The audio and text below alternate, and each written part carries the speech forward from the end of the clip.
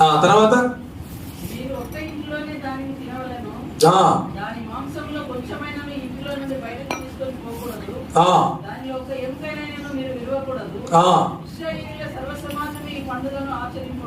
చూసారా, ఇశ్రాయేలీలు ఎవరు?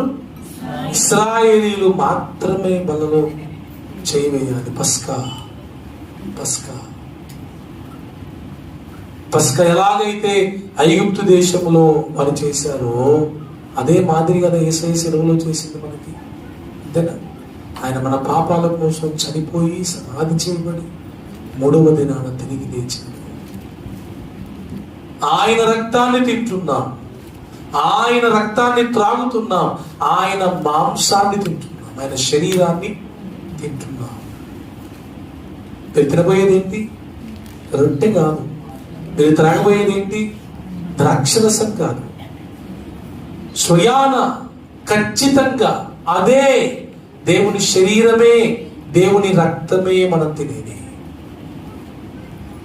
సో ఎంత జాగ్రత్తగా ఉండాలండి. ప్రతిష్ఠించుకోకుండా తినకూడదండి. మన జీవితం ఎవరికి ప్రతిష్ఠించబడాలి? దేవునికి ప్రతిష్ఠింపబడాలి. చెప్పానండి, ప్రతిష్ఠించుకోవడం అంటే ఏంటంటే, సమర్పించుకోవడం అంటే ఏంటంటే, ఒక తెల్ల కాగితం తీసుకొని కింద సంతకం పెట్టేయడం. ఒక తెల్ల కాగితం తీసుకొని కింద సంతకం పెట్టడం, పైన ఏం రాయడం లేదు. పైన ఆ తర్వాత నువ్వు సంతకం పెట్టినాక రాసుకోవడం. సత్తరు మీరు దెబ్బకి. అయ్యో, అసలు మ్యాటర్ రాస్తేనే 4-5 సార్లు చదివి అది అర్థం కాక ఏం రాశారు అని ఆడినడిగి ఈయనడిగి చదివించుకొని సంతకం పెట్టాలా వద్దా అని ఆలోచించి పెడతారు. మీరు అట్లాంటిది ఎంటీ కాగితం మీద సంతకం పెట్టేయడం అంటే ఏదనుకుంటున్నారు? సావు అంటే సావాల్సిందేగా, ఎందుకంటే సంతకం పెట్టినగా. అది that is the power of dedication. సమర్పణ కదండి. యేసయ్యకి పేపర్ మీద సంతకం పెట్టిస్తున్నా, ప్రభువా ఇదిగో నా జీవితాన్ని ఇస్తున్నా నీకు, నువ్వు పైన ఏమన్నా రాసుకో, నువ్వు చెప్పినట్టు చేస్తా, నువ్వు చెప్పినట్టు బ్రతుకుతా, నీకు నచ్చినట్టు జీవిస్తానయ్యా అని సంతకం పెట్టియడం దేవునికి. ఎంతమంది ఇస్తారు? వచ్చే వారం కాగితాలు ఇస్తాం. మీకు ఇస్తారా? ఇరా సచ్చినా ఇయ్యారు నాకు తెలిసి. మరి ఎందుకు? మరి దేవుని కోసం అంత సమర్పణ మనకు లేకపోతే మనం దేవుని కోసం ఏం చేసినా కూడా వ్యర్థమే. దేవుని బిడ్డలారా, చిన్న చిన్న వాటిని కూడా దేవుని కోసం మనం విడిచిపెట్టలేకపోతున్నాం.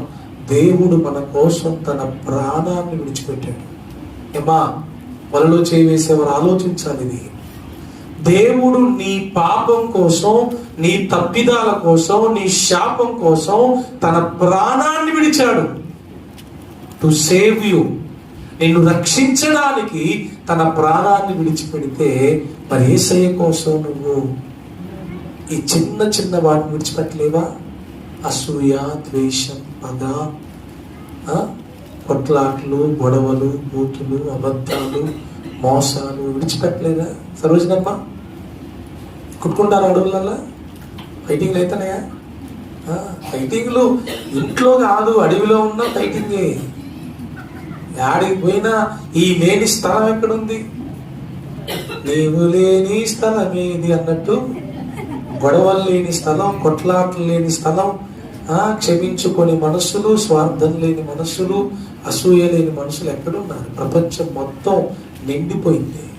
చిత్రం ఏంటంటే సంఘంలో కూడా దరిద్రం దాపురించింది.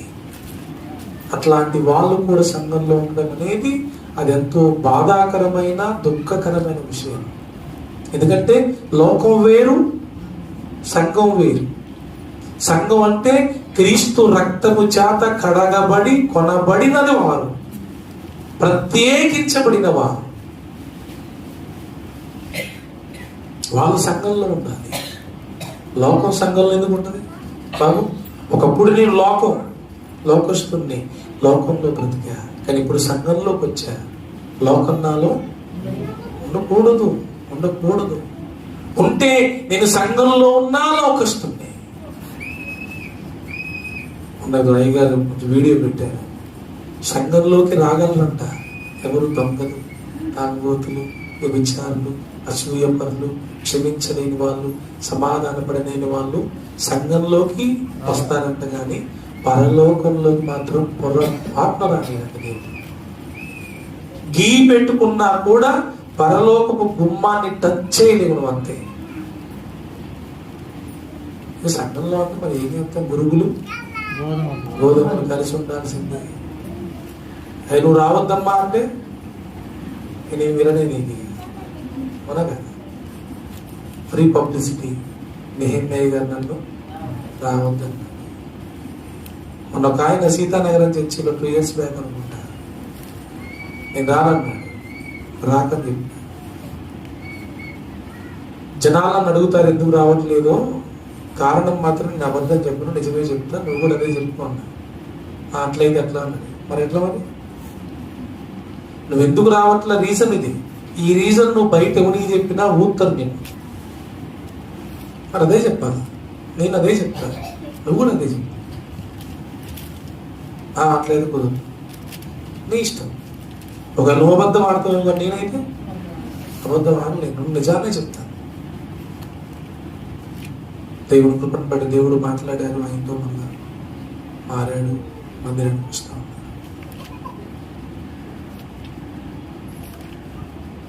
దేవుని మందిరం, దేవుని ఇల్లు, ఇది సిద్ధపాటు గది, విడిది గది. ఏంటిది బాబు సన్ని? విడిది గది. ఇది విడిది గది. పెళ్లి కుమార్తెగా నిన్ను సిద్ధం చేసేది ఇది. ఈ గదిలోనే సిద్ధపడాలి. పెళ్లి కొద్ది జ్ఞానపడతారు కదా, వాళ్ళకు సపరేట్ విడిది గది ఉంటుంది. బాత్రూమ్ చక్కగా ఉంటుందా లేదా చూసుకుంటారు ముందే, అవునా? ఎవరింట్లో పడితే వాళ్ళ ఇంట్లో ఉంచదురా. ఇల్లు దొరుకుతాయి, ఇల్లుకి సరిగ్గా బాత్రూమ్ లేదు, ఇల్లు సరిగ్గా లేదు, సరైన అద్దం లేదు, సరైన దువ్వెన లేదు, కుదరదు, సరైన నీళ్ళు లేవు, రెడీ కాలేదు, లేట్ అయింది అని అన్ని సౌకర్యాలు ఉన్న దగ్గర తీసుకెళ్ళి పెడతారు. అదే దేవుని మందిరం. దేవుని మందిరంలో ఏం చేయాలి?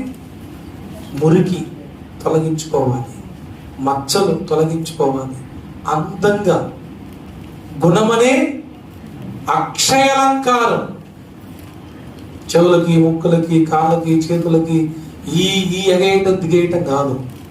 ఏ అలంకారం కావాలి?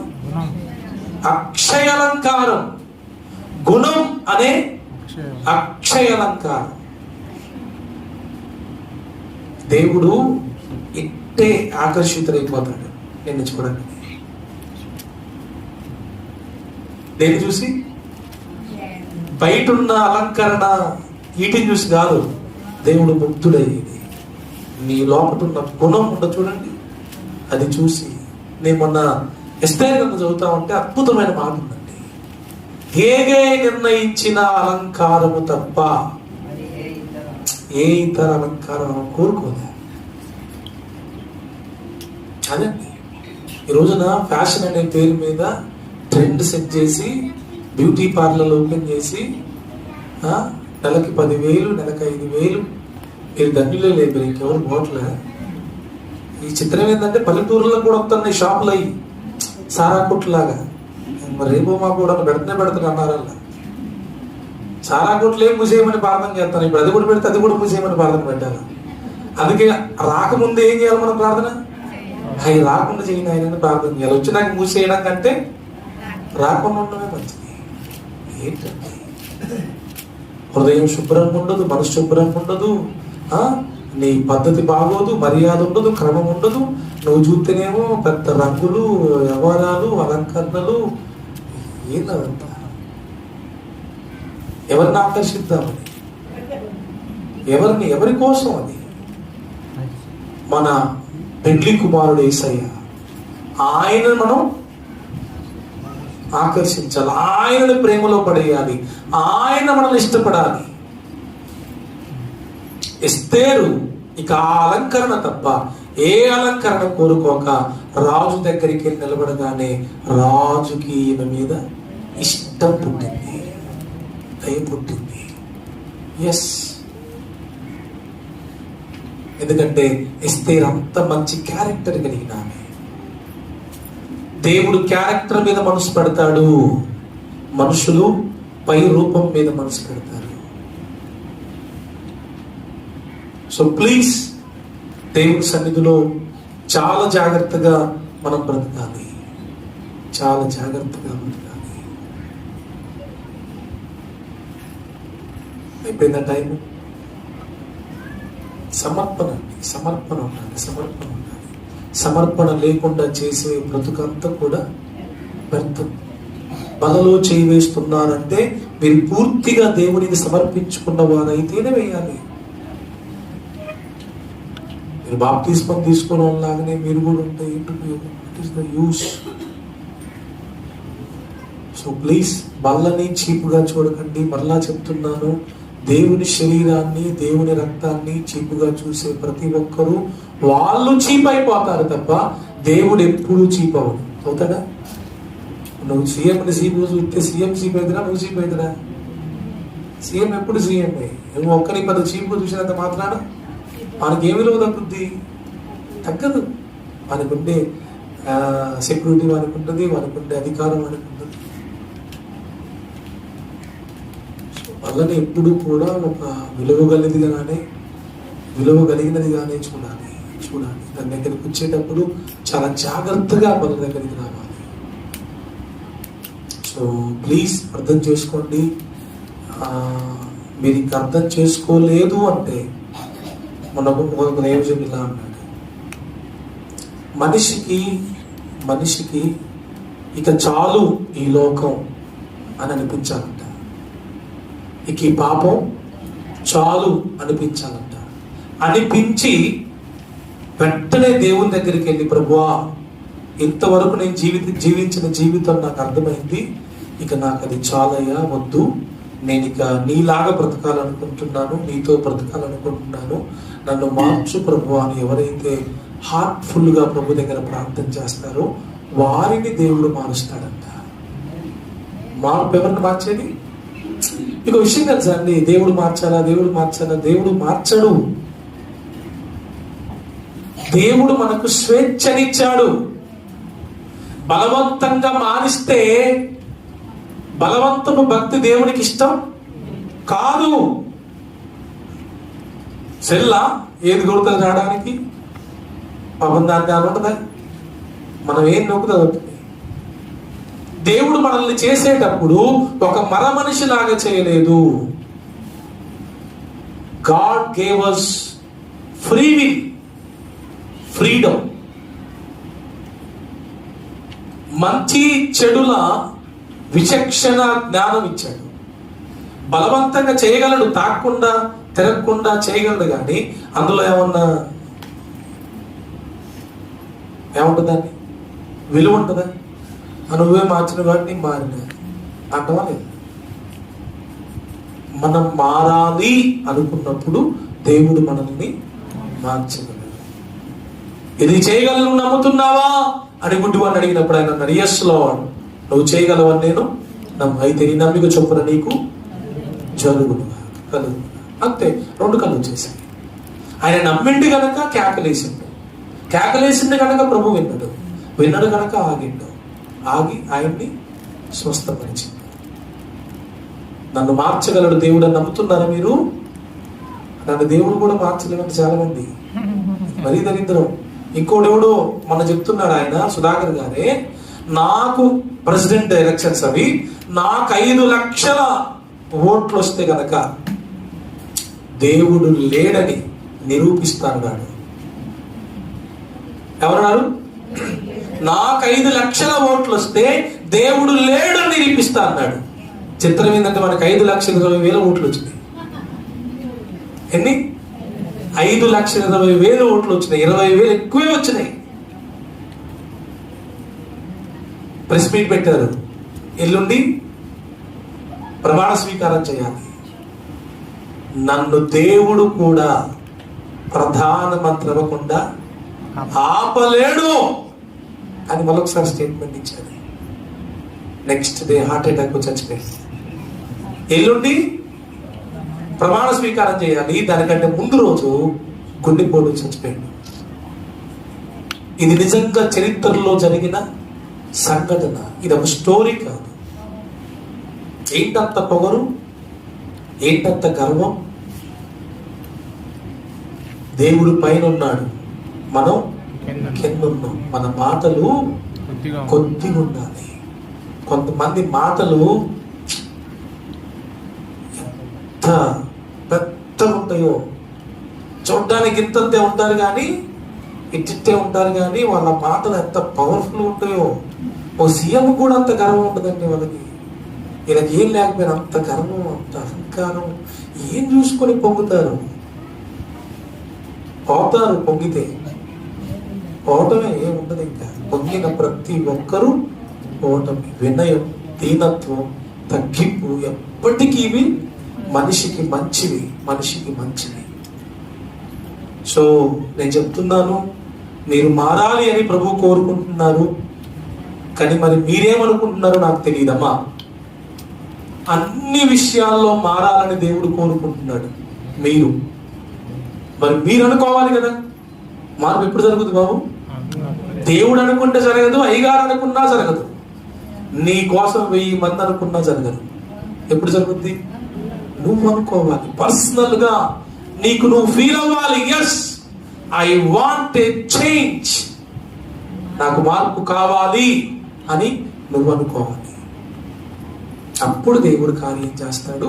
అప్పుడు ఎలా మారిపోతావంటే పాపాన్ని అసహించుకునే వ్యక్తిగా మారిపోతావు. అంతవరకు నీ జీవితంలో మార్పు రాదు. చిత్రం ఏంటంటే దేవుడు అనుకుంటాడు, నేను అనుకుంటా, నీ గురించి అందరూ అనుకుంటారు కానీ నువ్వు మాత్రం అనుకో. అదే వచ్చిన బాధ. ఎందుకు అనుకోరో నాకు తెలియదు, ఇప్పటికీ తెలియదు. మారాలి అనేది ఎందుకు అనుకోరండి మీరు? కృపావరం మారాలా వద్దా? మారాలి అనుకోవాలా వద్దా? ఇల్లు కావాలా, డబ్బులు కావాలా, బండి కావాలా, పెళ్లి కావాలా, ఉద్యోగం కావాలా, ఇవన్నీ కావాలా కావాలా కావాలనుకుంటారుగా. మరి మారాలని ఎందుకు అనుకోరు?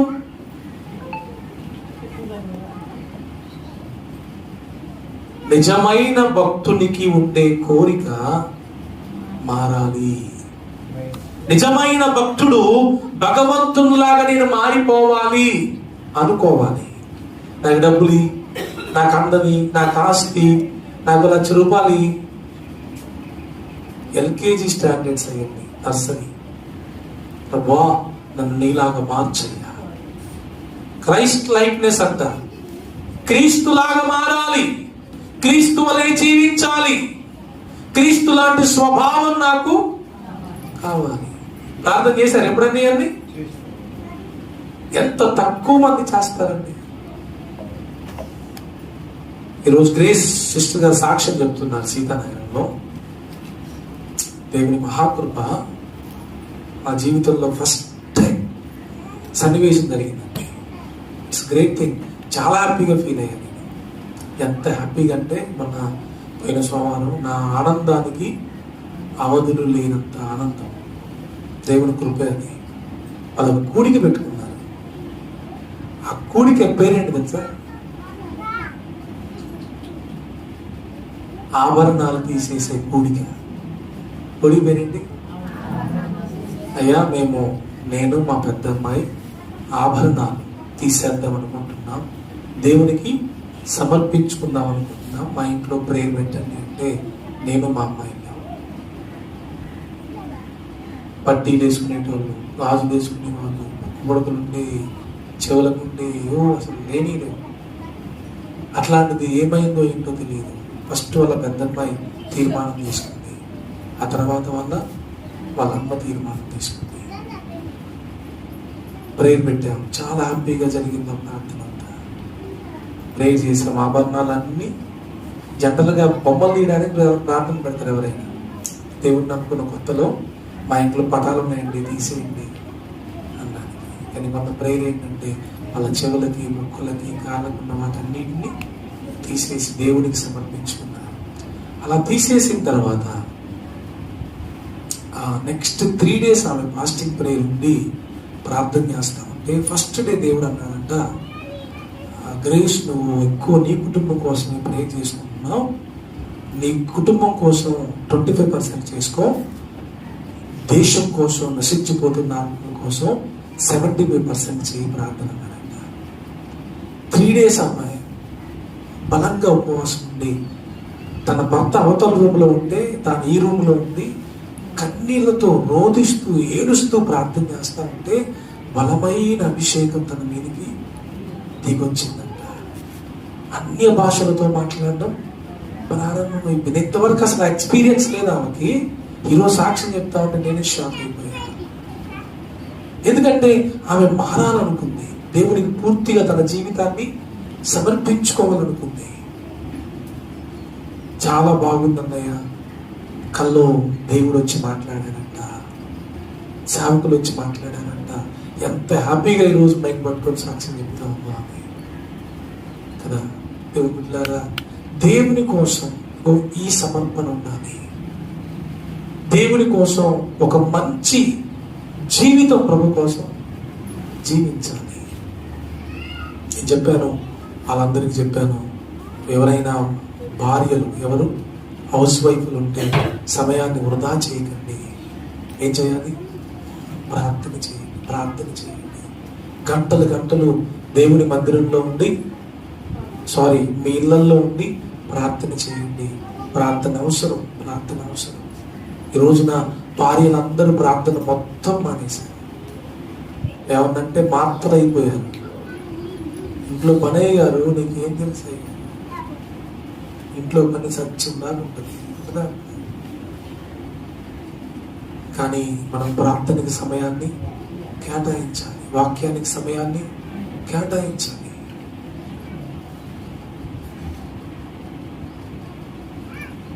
సో ప్లీజ్, రోజులు అస్సలు బాలేవు దేవుని బిడ్డలారా. ఎంతో భక్తి చేస్తేనే చివరి వరకు కాపాడుకోవడం కష్టమవుతుంది. అటువంటిది మీరు పైన టచ్ మీ నాట్ లాగా 5 నిమిషాల ప్రార్థన, ఒక చిన్న అధ్యాయం బైబుల్ చదువుకోవడం, కొంతమంది ఈ కూడా చేయట్లా. అప్పుడప్పుడు వీలైతే గుడికి రావడం, నచ్చితే బలలో చేయి వేయడం, నచ్చకపోతే చేయి వేయకుండా ఉండడం, వీలైతే 1 నెల దశమ భాగం ఇవ్వడం, లేకపోతే అసలు వేయకుండా పోవడం. ఏంది ఇదంతా? పిల్లకాయల ఆటలు కాదు దేవుడు అంటే. దేవుడితో ఆటలాడొచ్చా అమ్మా? దేవుడితో ఆటలాడొచ్చా? చాలా జాగ్రత్తగా ఉండాలి. దేవుడితో ఎంత భయం, ఎంత భక్తి, ఎంత విధేయత దేవుని దగ్గర మనం చూపెట్టాలి. మీరు ఏమనుకుంటున్నారో నాకు తెలియదు, కానీ గుర్తుపెట్టుకోండి, పెద్ద పెద్ద వాళ్ళ గురించే చెప్పాగా నేను. పెద్ద పెద్ద వాళ్ళకి దిక్కు లేదు. జవహర్లాల్ నెహ్రూ అంటే ఫస్ట్ PM అంట, ఆయనకే దిక్కు. 5,20,000 మెజారిటీతో గెలిచిన ఆయనే PM అవడానికి దిక్కులేదు ఆయనకి. మనం ఎవరు? మనందరం బాగుండాలి అంటే ప్రభు దగ్గర సమాధానం కలిగి ఉండాలి, ప్రభుతో సహవాసం కలిగి ఉండాలి. కొంతమందిని చూసినప్పుడు సంఘంలో చాలా ఆనందం వేస్తుంది. చాలు ప్రభువా, ఇలాంటి వాళ్ళు ఒక్కరుంటే చాలా సంఘంలో ఎనఫ్. నేను ఒక 15 ఏళ్ల నుంచి సేవలో ఉన్నాను. చాలా చిన్న వయసులో దేవుడు ఎందుకు సేవకు పిలిచాడు. కొన్ని సంవత్సరాలు తెలిసి తెలియకుండానే పిచ్చి పిచ్చిగానే సేవ చేశాను. దేవుడు మహాకృపను బట్టి రీసెంట్గా కొంతకాలం నుంచి దేవుడు తన చిత్తానుసారమైన సేవ ఎలా చేయాలో దగ్గరుండి నేర్పిస్తున్నారు. సో నా సేవను బట్టి, నా భక్తి జీవితాన్ని బట్టి నేనైతే తృప్తిగా ఉన్నాను. మీరు చెప్పగలరా అలా? Are you satisfied with your devotion, godly life? మీ భక్తి జీవితాన్ని బట్టి మీరు తృప్తిగా ఉన్నారా? ఉండదు, లేదు. ఎందుకంటే చాలినంత భక్తి మనం చేయట్లేదు కదా. తిమోతికి రాస్తూ పౌలు అంటాడు, సంతుష్టి సహితమైన భక్తి గొప్ప లాభసాధకం. డబ్బులు సంపాదించాలనుకుంటున్నారా?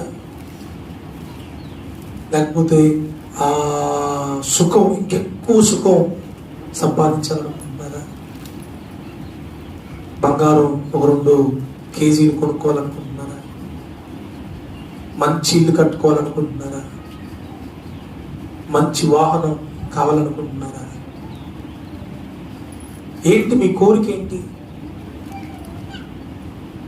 జఫన్యాయ్ గారు మన ఒక పాట రాశారు, నీ వశమౌదును స్వాధీనమౌదును పరవశముందుచు నీ ఆరాధనలో యేసయ్యా యేసయ్యా యేసయ్యా నా యేసయ్యా. ఏంటంట? ప్రభువా నీ వశం అవ్వాలి, నీ స్వాధీనం అవ్వాలి. నిజంగా చెప్పండి, మీరు దేవుని స్వాధీనంలో ఉన్నారా లేకపోతే వేరే ఎవరి స్వాధీనంలో ఉన్నారా? చాలా మంది ఎన్నో రకాల వ్యక్తుల స్వాధీనం అయిపోయారు. కొంతమంది ఏమో వస్తువుల స్వాధీనం అయిపోయారు, కొంతమంది వాహనాల స్వాధీనం అయిపోయారు. వాళ్ళ స్విచ్ అంతా ఎక్కడ ఉంటుంది? అక్కడ ఉంటుంది. దేవుని బిడ్డలారా, సరేక ఎవరి స్వాధీనం అవ్వాలి? దేవుని వశం అవ్వాలి. మత్తయి సువార్తలో అనుకుంటే ఒక మాట ఉంటుంది, తన్ను తాను వారి వశము చేసుకోలేదు అని ఉంటుంది యేసయ్య గురించి కదా. ఈ పాట విన్నాక నేను ఆలోచించుకున్నా, నేను ఎవరి వశంలో ఉన్నా? నేను దేని వశంలో ఉన్నా? నన్నేం డామినేట్ చేస్తుంది? నన్నేం ఏలుబడి చేస్తుంది? ఆలోచించుకున్నా. దేవుని కృపను బట్టి 99% వరకు నేను దేవుని స్వాధీనంలోనే ఉన్నాను అనిపించింది నాకు. అంటే ఒక దాని వశం నేను అవ్వకూడదండి. మన ఒక అయ్యగారు ఫీల్ అవుతున్నాడు, అయ్యా మా సంఘంలో ఒకరు మంత్రగాలను పిలిపించుకున్నారంట. ఎవరు? మా సంఘంలో ఒకరు మంత్రగాలను పిలిపించుకున్నారంట. ఎందుకు? వాళ్ళ అమ్మాయి వేరే అబ్బాయి వశమైందంట. అంటే ఎందుకైంది? ఏదో పెట్టారంట ఆ అమ్మాయికి. పెడితే ఏమంటారు దాన్ని, ఆ వశీకరణ దాంట్లో ఉందంట. ఈలాట మరి మంత్రగాలను పిలిపించుకొని దాన్ని బయటికి తీశారంట. ఏమంతా? వేరే వ్యక్తి వశంలోకి నువ్వు ఎందుకు పోవాలా? ఒక వ్యక్తి వశంలోకి నువ్వు ఎందుకు పోవాలండి? సంసోన్ అట్లా కాదు, పాడైపోయింది. దెలీలా వశం అయిపోయాడు. పరిశుద్ధాత్మతో నింపబడిన వ్యక్తి దేవుని ఆధీనంలో ఉండాల్సింది పోయి దెలీలా ఆధీనంలోకి వెళ్ళిపోయాడు. చాలా మంది డబ్బు వశం అవుతున్నారు, డబ్బు వాళ్ళని నడిపిస్తుంది. చాలా మంది ఉద్యోగం వశం అవుతున్నారు, ఉద్యోగం వాళ్ళని నడిపిస్తుంది. చాలా మంది అధికారం వశం అవుతున్నారు, అధికారం వాళ్ళని నడిపిస్తుంది. చాలా మంది కామం వశం అవుతున్నారు. ఏంటండి? కామం వారిని నడిపిస్తుంది. బుద్ధి ఉండాలి. దేవుని నమ్మి బాప్తిస్మం తీసుకొని బలలో చేయివేసి ప్రభువుకు సమర్పించుకున్నామని చెప్పుకుంటూ ఇంకా దేని వశంలోనో ఎవరి వశంలోనో ఎవరి అండర్లోనో ఉంటాం సిగ్గుచేటు కాదంటారా? ఉంటే మనం దేవుని వశంలోనే ఉండాలండి, దేవుని స్వాధీనంలోనే ఉండాలి. నాకు ప్రభువు నా దేవుడే. నేను దాసున్నైతే నా దేవునికే దాసుని కావాలా? ఎవరి దగ్గర తల దించొద్దు. నేను ఎవరికి దాసోహం అవ్వద్దు, ఎవరికి బానిసనవ్వద్దు, ఎవరికి చూసి గరగరగర వణకొద్దు. వణికితే దేవుణ్ణి చూసే వణకాలి, భయపడితే దేవుణ్ణి చూసి భయపడాలి. సంజాయిషి చెప్పుకోవాల్సి వస్తే దేవునికే చెప్పుకోవాలి. అంతేనండి. అది మోర్ ఇంపార్టెంట్. కొంతమంది సెల్ ఫోన్ వశం అయిపోతారు, అది లేకుండా బతకరు. కొంతమంది సీరియల్ వశం అయిపోతారు, అది లేకుండా బతకరు. కొంతమంది సినిమాల వశం అయిపోతారు, అవి లేకుండా బతకరు. మరి ఏందో ఇది?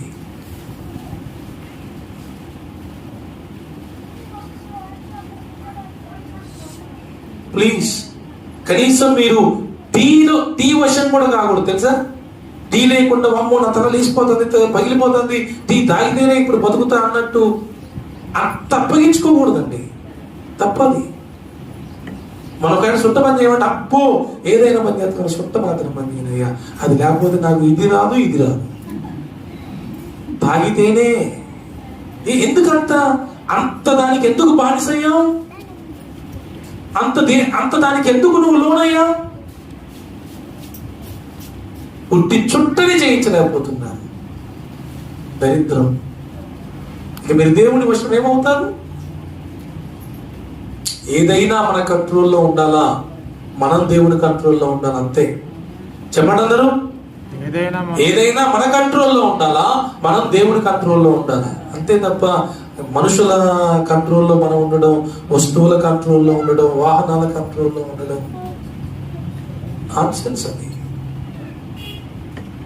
నన్నేది ఏలుబడి చేయొద్దు, నన్ను ఏలితే నా దేవుడే అనాలా, నా మీద ప్రభుత్వం చేస్తే ప్రభువు నన్ను పరిపాలించాల, అంతేగాని పిచ్చి పిచ్చి వాటికి నేను లోనై అవి లేకుండా ఉండలేను, ఈ లేకుండా ఉండలేను, ఏమ లేకుండా ఉండలేను, నేను లేకుండా ఉండలేను, మరి ఏం లేకుండా ఉండవు, మరి వచ్చి మరి నేను ఉండాలేనయ్యా అని ఎందుకంటాను? ఈ లేకుండా ఉండలేకుండా, ఆ లేకుండా ఉండలేకుండా, ఇది లేకుండా ఉండలేకుండా మళ్ళీ చేసి ప్రభు దగ్గర అబద్ధం పడతానవా నేను ఉండాలేనయ్యా అని? దరిద్రం.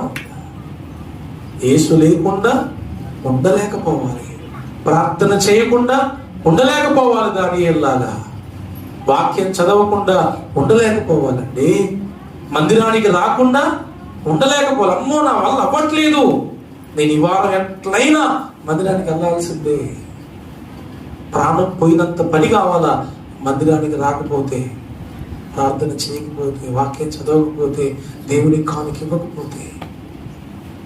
అంతేగాని వేటి విషయంలోనే ఉండి, వేటి ఆధీనంలోనే ఉండి నేను ఉండలేదయ్యా అంటే అబద్ధం నువ్వు పాడేది. Time is up. కళ్ళు మూసుకుందాం, అందరం ప్రార్థన చేసుకుందాం.